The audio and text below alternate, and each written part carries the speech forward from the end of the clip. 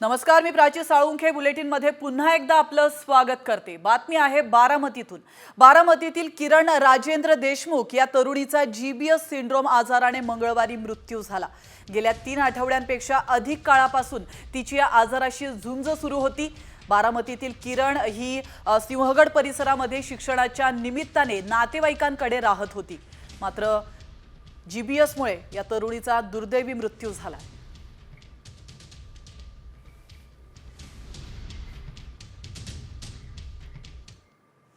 आणि आता अंगणवाडीतील नोकरी संदर्भात मोठी बातमी। अंगणवाडी सेविका आणि मदतनीस पदांसाठी आता शनिवारी अर्ज करण्याची अखेरची मुदत आहे। राज्यात महिला आणि बाल विकास विभागाच्या वतीने 5639 अंगणवाडी सेविका आणि 13243 मदतनीस पदांची भरती सुरू करण्यात आली आहे। यामध्ये पुण्यातील 758 पदं भरली जाणार आहेत आणि या पदांसाठी किमान 12वी उत्तीर्ण असण्याची शैक्षणिक पात्रता आहे। तर आपण पाहतो महिला आणि बाल विकास विभागात बंपर भरती सुरू झाली आहे। 18882 पदं भरली जाणार आहेत।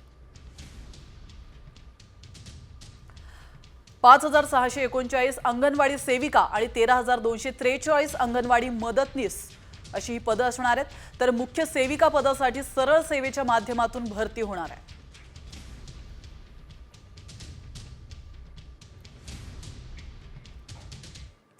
आणि आता महत्त्वाची बातमी आहे लाडक्या बहिणींसाठी।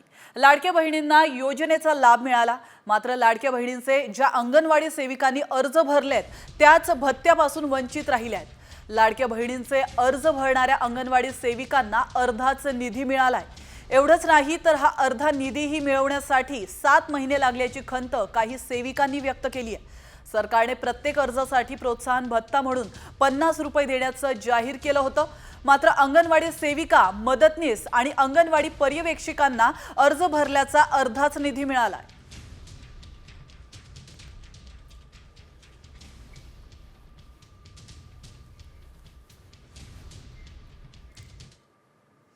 आणि आता घेऊयात बातम्यांचा वेगवान आढावा। छत्रपती संभाजी महाराजांची विकिपीडियावर बदनामी करण्यात आली आहे। 24 तास उलटले तरी हा मजकूर काढण्यात आलेला नाहीये। साम टीव्हीच्या बातमीनंतर मुख्यमंत्री देवेंद्र फडणवीसांनी हा मजकूर काढण्याचे आदेश दिले होते, मात्र विकिपीडियाने अद्यापही त्यावर अंमलबजावणी केल्याचं दिसत नाहीये। तुळजापुरात विक्रीसाठी येत असलेल्या एमडी ड्रग्ज प्रकरणानंतर पोलीस ॲक्शन मोडवर आलेत। तर तांबलवाडी या ठिकाणी एमडी ड्रग्ज प्रकरणी पोलिसांनी 3 आरोपींना अटक केली होती। तर ही कारवाई मागील 2 महिन्यांपासून लक्ष ठेवून करण्यात आली असल्याची माहिती पोलिसांनी दिली आहे। जंगलाचा राजा सिंह थेट भावनगर हायवेवरच उतरलाय। गुजरातच्या उमरेली या जिल्ह्यामधला हा व्हिडिओ भलताच व्हायरल होतोय। रस्त्या शेजारच्या जंगलातून हा आशियाई सिंह अचानक हायवेवर आला आणि त्याने थोडा वेळ हायवेवर फेरफटका देखील मारलाय आणि मग तो पुन्हा आपल्या जंगलामध्ये परतून गेला। भारतात आता कॅन्सरवरची लस येणार आहे। केंद्रीय आरोग्य राज्यमंत्री प्रतापराव जाधव यांनी कॅन्सरच्या या लसी संदर्भात मोठी घोषणा केली आहे। ब्रेस्ट कॅन्सरसाठी लवकरच ही लस उपलब्ध होणार आहे। ही लस 9 ते 16 वयाच्या मुलींना दिली जाणार आहे। तर महिलांसाठीच्या कॅन्सरसाठी ही लस पुढच्या 5 ते 6 महिन्यांमध्ये उपलब्ध होणार आहे। महाकुंभ मेळ्याचा कालावधी वाढणार नाहीये। 26 फेब्रुवारीलाच महाकुंभ मेळ्याचा समारोप होणार आहे। महाकुंभ मेळ्याचा कालावधी वाढवल्याची बातम्या या अफवाच असल्याचं प्रयागराजच्या जिल्हाधिकाऱ्यांनी स्पष्ट केलंय। तर कोणत्याही अफवांवर विश्वास ठेवू नका असं आवाहन देखील जिल्हाधिकारी रवींद्र मादंड यांनी केलंय।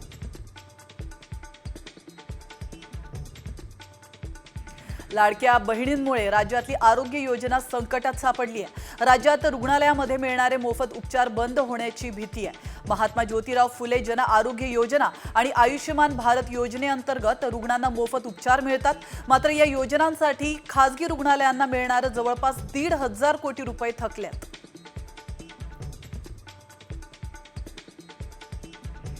पुण्यात ड्युटीवरून घरी निघालेल्या एका पोलिसाला चौघांनी बेदम मारहाण केली आहे। सेनापती बापट रस्त्यावरील रत्न हॉस्पिटलच्या परिसरामध्ये ही घटना घडली आहे। पोलिसांनी 3 जणांना अटक केली आहे, तर 4थ्या आरोपीचा शोध सुरू आहे। यामुळे पुण्यामध्ये पोलीस सुरक्षित आहेत की नाही असा सवाल उपस्थित होतोय।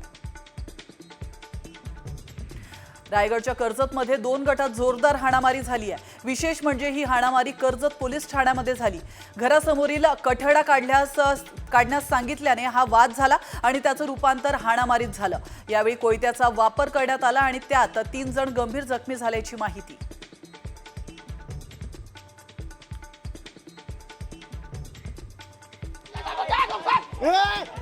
याला दवाखान्यात द्या, याला दवाखान्यात द्या।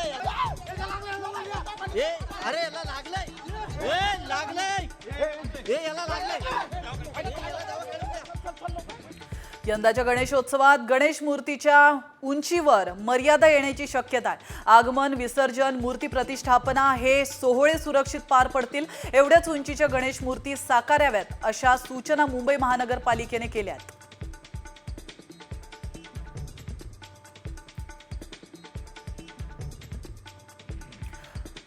पावसाळ्यात रुळांवर पाणी साचल्यामुळे रेल्वे वाहतूक ठप्प होऊ नये यासाठी सर्व कामे चोखपणे पूर्ण करावीत अशा सूचना महानगरपालिका आयुक्त भूषण गगराणी यांनी दिलेल्या आहेत। त्याचप्रमाणे रेल्वे स्थानकांवर पावसाळापूर्व तयारीसाठी महानगरपालिका आणि रेल्वे प्रशासनाच्या अधिकाऱ्यांनी संयुक्त पाहणी दौरे करावेत अशा सूचना देखील पावसाळापूर्व तयारी आढावा बैठकीमध्ये देण्यात आल्या आहेत। पुणे शहराच्या पूर्व भागामध्ये मेट्रो धावणार आहे। नव्या मेट्रोनं पुणे शहरासह उपनगरे, ग्रामीण भागही जोडला जाणार आहे आणि या प्रकल्पासाठी 5,704 कोटींचा खर्च येणार आहे। या प्रकल्पासाठी केंद्र आणि राज्य सरकारकडून प्रत्येकी 20% निधी मिळवला जाणार आहे।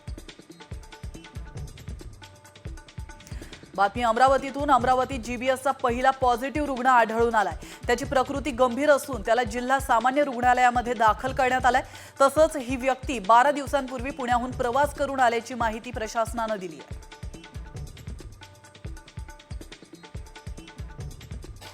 राज्यात जीबीएस सारख्या आजाराने थैमान घातलं असतानाच आता स्वाईन फ्लूने देखील चिंता वाढवली आहे। तर रुग्ण आढळल्याने आरोग्य विभागातील 1.5 महिन्यामध्ये स्वाईन फ्लूचे 52 जणांची चिंता वाढवलेली आहे आणि स्वाईन फ्लूचे सर्वाधिक 12 रुग्ण नागपूर आणि बृहन्मुंबई महानगरपालिका हद्दीमध्ये 10 रुग्ण आढळलेत, परंतु मृत्यूची कुठेही नोंद झालेली नाही।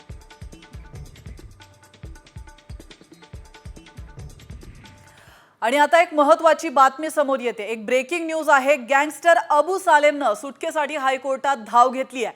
माफी आणि मुदतपूर्व सुटकेची मागणी सालेमनं याचिकेद्वारे केल्याची माहिती मिळते। 1993च्या मुंबई साखळी बॉम्बस्फोट प्रकरणी सालेमला जन्मठेपेची शिक्षा झाली आहे।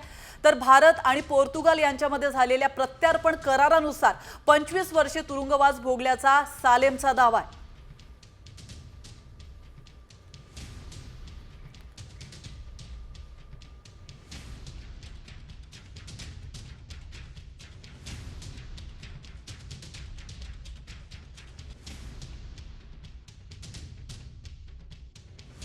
आणि आता पुन्हा घेऊयात बातम्यांचा वेगवान आढावा टॉप 50 न्यूज। 10वीच्या बोर्डाची परीक्षा आता वर्षातून 2दा होणार आहे। 2026-27 पासून या निर्णयाची अंमलबजावणी करण्यात येणार आहे। विद्यार्थ्यांनी दोन्ही परीक्षा दिल्यानंतर मिळालेले सर्वोत्तम गुण हे ग्राह्य धरण्यात येणार आहेत। तर सीबीएसई मध्ये शिकणाऱ्या विद्यार्थ्यांसाठी हा निर्णय घेण्यात आला आहे। बीडच्या यशवंतराव चव्हाण नाट्यगृहाची दुरावस्था पाहून कलाकार शरद पोंक्षेंनी नाराजी व्यक्त केली आहे। नाटक करायला आलेल्या कलाकारांची फजिती होत असेल तर भविष्यात बीडकर चांगले नाटक पाहण्यास मुकतील असा खेद त्यांनी व्यक्त केला आहे। दरम्यान पुरुष नाटकाचा प्रयोग सादर करण्यासाठी पोंक्षे बीडमध्ये आले होते। राज्य सरकारकडून संजय गांधी निराधार योजना आणि श्रावणबाळ सेवानिवृत्ती वेतन योजना राबवली जाते।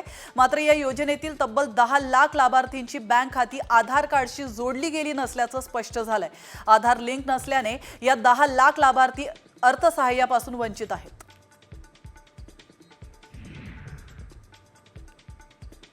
समृद्धी महामार्गावरील पेट्रोल पंपावर 2 आठवड्यांमध्ये मूलभूत सुविधा द्या, अन्यथा जबाबदार अधिकाऱ्यांना 10 लाख रुपये दंड ठोठावून ती रक्कम त्यांच्या वेतनातून वसूल करण्याचा आदेश देऊ असा इशारा मुंबई उच्च न्यायालयाच्या नागपूर खंडपीठानं इंडियन ऑइल आणि भारत पेट्रोलियम त्याचप्रमाणे हिंदुस्तान पेट्रोलियम या कंपन्यांना दिला आहे। एटीएम मशीनमधून डेबिट क्रेडिट कार्ड किंवा UPI वापरातून आता थेट सोन्याची नाणी देखील काढता येणार आहेत। हैदराबादच्या एका कंपनीनं असं मशीन बनवलंय। या मशीनचं उद्घाटन तिरुपतीमध्ये आंतरराष्ट्रीय मंदिर परिषदेमध्ये झालंय।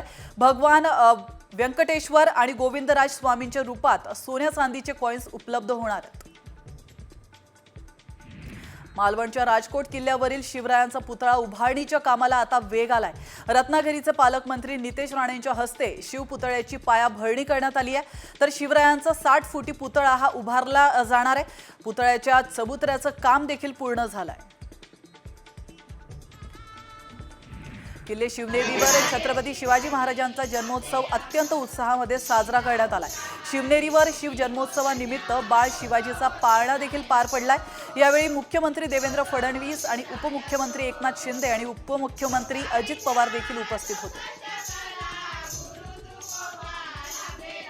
शिवनेरीवर चित्तथरारक कसरती सादर करण्यात आल्यात। शिवाजी महाराजांच्या जन्मोत्सवानिमित्त राज्यभरातून शिवभक्त हे शिवनेरीवर दाखल होत असतात। शिवाजी महाराज की जय, जय भवानी, जय शिवाजी अशा घोषणा यावेळी देण्यात आल्यात। अभिनेता विकी कौशल शिव जयंती निमित्त थेट रायगडावर दाखल झाला। बऱ्याच ठिकाणी त्यानं रायगडावर जाण्याची इच्छा व्यक्त केली होती। त्यानुसार त्यानं आज अभिवादन केलं आणि यावेळी त्याच्यासोबत छावा चित्रपटाचे दिग्दर्शक लक्ष्मण उतेकर देखील उपस्थित होते। किल्ले रायगडावर शिव जयंतीचा जल्लोष बघायला मिळतोय। या निमित्ताने शिवाजी महाराजांचा पुतळा आणि शिव समाधी स्थळ रंगीबेरंगी फुलांनी सजवण्यात आलंय। तसंच यावेळी शिवप्रेमी ढोल ताशे वाजवत शिवाजी महाराजांचा जयघोष करताना पाहायला मिळाला। रायगडमधील पद्मदुर्ग किल्ल्यावर शिव जयंती साजरी करण्यात आली आहे। यावेळी राष्ट्रवादी काँग्रेसचे प्रदेशाध्यक्ष सुनील तटकरे देखील उपस्थित होते। तर इकडे सांगलीमध्ये छत्रपती शिवाजी महाराजांच्या जयंती उत्सवाला मोठ्या थाटामाटात सुरुवात झाली। मध्यरात्री 12 वाजता छत्रपती शिवाजी महाराजांच्या अश्वारूढ पुतळ्यासमोर एकच जल्लोष करत फुलांचा वर्षाव करत छत्रपती शिवाजी महाराज यांचा जयघोष करण्यात आला। नाशकात शिवरायांच्या पुतळ्याला अभिवादन करण्यासाठी कृषी मंत्री माणिकराव कोकाटे उपस्थित होते। यावेळी हेलिकॉप्टरमधून महाराजांच्या अश्वारूढ पुतळ्यावर पुष्पवृष्टी करण्यात आली आहे। नवी मुंबई महानगरपालिकेतर्फे शिव जयंती उत्सवाचं आयोजन करण्यात आलं होतं। जयंती उत्सवाला वनमंत्री गणेश नाईक हे देखील उपस्थित होते।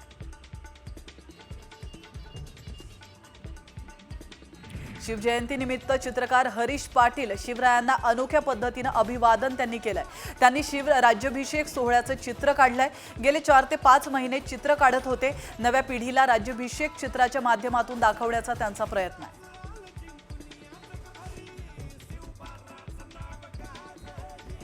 राजधानी नवी दिल्लीमध्ये शिवजयंतीचा उत्साह पाहायला मिळालाय। दिल्लीतील नवीन महाराष्ट्र सदनात शिवजयंती निमित्त कार्यक्रमाचं आयोजन करण्यात आलंय।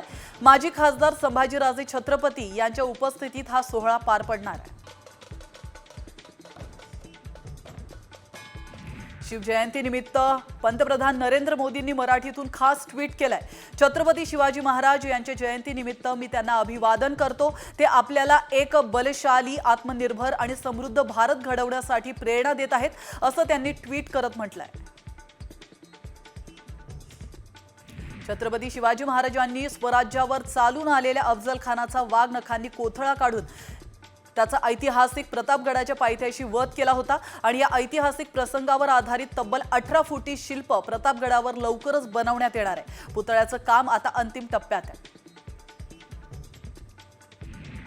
बुलडाण्यामध्ये श्री महासिद्ध महाराज यात्रा महोत्सव साजरा करण्यात आली आहे। तर दरवर्षी माघ पौर्णिमेला ही भव्य यात्रा काढण्यात येते। यात्रेनिमित्त महाप्रसादाचं आयोजन देखील केलं जातं। सर्व भाविकांनी दर्शनाचा आणि महाप्रसादाचा मोठ्या संख्येने लाभ घेतला। बातमी बुलडाण्यातून। बुलडाण्यामध्ये सुनगावामध्ये श्री आवजी सिद्ध महाराजांचा सर्वात मोठा भंडारा महोत्सव मोठ्या उत्साहात पार पडलाय। दरवर्षीप्रमाणे यावेळी 200 क्विंटल ज्वारीच्या भाकरी आणि 30 क्विंटल मिश्र डाळीचं वरण असं महाप्रसादाचं स्वरूप होतं। यात जिल्हाभरातील भाविकांसह मध्य प्रदेशातील हजारो आदिवासी भाविकही उपस्थित होते। शेगावात गुरुवारी संत गजानन महाराज यांच्या प्रकट दिनानिमित्त रात्रंदिवस मंदिर खुलं राहणार आहे. 19 आणि 20 फेब्रुवारी रोजी मंदिर 24 तास खुलं राहणार असल्याची माहिती आहे. छावा चित्रपट टॅक्स फ्री करा या मागणीवर मुख्यमंत्री फडणवीसांनी उत्तर दिलंय. इतर राज्य जेव्हा सिनेमा टॅक्स फ्री करतात तेव्हा त्यावरचा करमणूक कर ते माफ करत असतात. मात्र 2017 सालीच महाराष्ट्राने करमणूक कर हा कायमचा रद्द केलेला आहे. त्यामुळे अशा प्रकारची माफी देण्यासाठी तो करच आपल्याकडे लागू नाहीये असं फडणवीस यांनी स्पष्ट केलंय. देशभरात छप्पर फाड कमाई करणारा छावा चित्रपट आता मराठीमध्ये प्रदर्शित होणार आहे. रुपेरी पडद्यावरचा संभाजी महाराजांचा इतिहास दाखवणारा छावा आता मराठीतही डब केला जाणार आहे आणि मराठी भाषा मंत्री उदय सामंत यांनी ही माहिती दिली आहे. संभाजी महाराजांच्या शौर्याच्या गाथेवर आधारित छावा सिनेमाची क्रेज शिगेला पोहोचली आहे. छावानं 5 दिवसांमध्ये 165 कोटींची कमाई केली आहे. छावानं 5व्या दिवशी शैतान सिनेमाचे देखील रेकॉर्ड्स मोडलेले आहेत आणि हा सिनेमा आता लवकरच 200 कोटींच्या क्लबमध्ये सामील होणार आहे.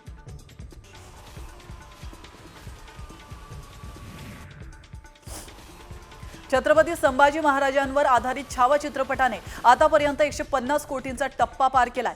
यात मुख्य भूमिका साकारणाऱ्या विकी कौशलने 10 कोटी तर रश्मिका मंदानाने 4 कोटी मानधन आकारलंय. त्याचप्रमाणे औरंगजेबाचे पात्र साकारणाऱ्या अक्षय खन्नाने 2 कोटींचं मानधन घेतलंय अशी माहिती मिळते.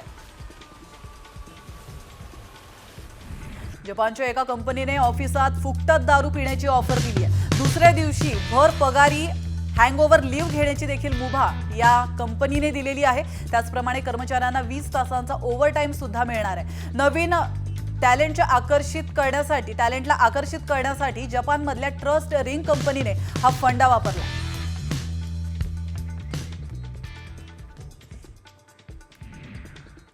आणि आता बातमी समोर येते पुण्यातून. पुण्यामध्ये गुंडगिरी केली तर इब्रत वेशीवर टांगण्याची सगळी सोय पोलिसांनी केलेली आहे. तर अजितदादांनी काही दिवसांपूर्वीच गुंडांना इशारा दिला होता.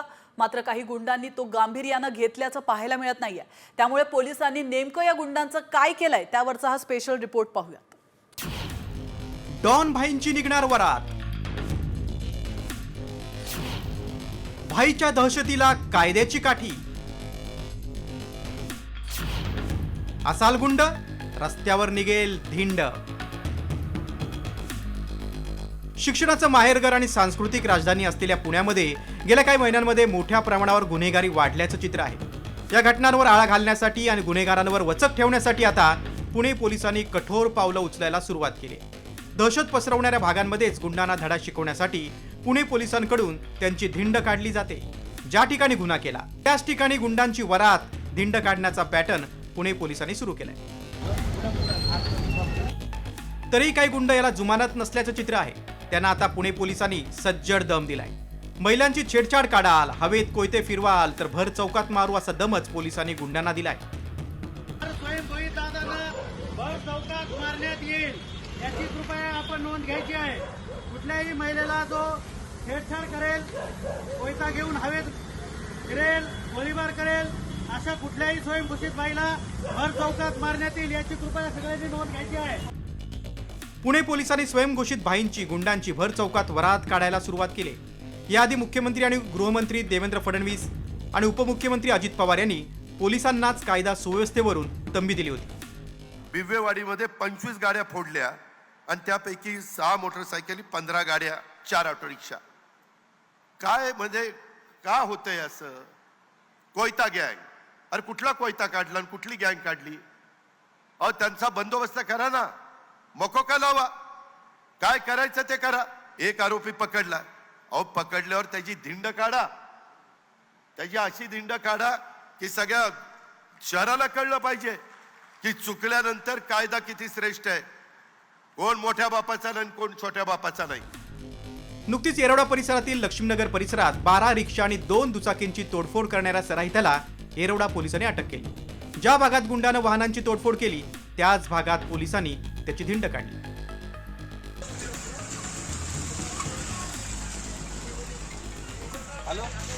गेल्या काही दिवसांमध्ये गुन्हेगारीमध्ये वाढ झाल्याचं पाहायला मिळतंय. किती घटना घडल्यात पाहूया. 2024 मध्ये दाखल गुन्हे 83, 2025मध्ये 9, उघड गुन्हे 75, 2025मध्ये 6, 2024मध्ये अटक आरोपींची संख्या आहे 156, 2025मध्ये 9, विधी संघर्षित बालक आहेत 2024मध्ये 52, 2025मध्ये 6, 2024मध्ये 4 आरोपी हवेत, 2025मध्ये एकही नाही. पिंपरी चिंचवडसह पुणे कोयता गँगनं बदनाम झालंय. शहरातील टोळी युद्धांनी मुंबईच्या टोळी युद्धांनाही मागे टाकलंय. टोळ्या आपापसात माऱ्यामाऱ्या करून खून पाडतात आणि पोलीस बघ्याच्या भूमिकेत असतात. मात्र आता राज्यातील कायदा सुव्यवस्थेबाबत गृहमंत्री आणि पुण्याचे पालकमंत्री अजितदादांनी पोलिसांना खडा आदेश दिल्यानं पोलिसांनीही आरोपींची धिंड काढण्यास सुरुवात केली. मात्र यामुळे खरोखरच गुंड दादांना वचक बसणार की पुन्हा परिस्थिती जैसे तेच राहणार, हा खरा प्रश्न आहे. पुणे पोलिसांकडून या आरोपींची धिंडही काढली जाते. मात्र धिंड ज्या दिवशी काढली जाते त्याच्याच दुसऱ्या दिवशी त्याच परिसरातल्या गाड्या फोडल्या जातात.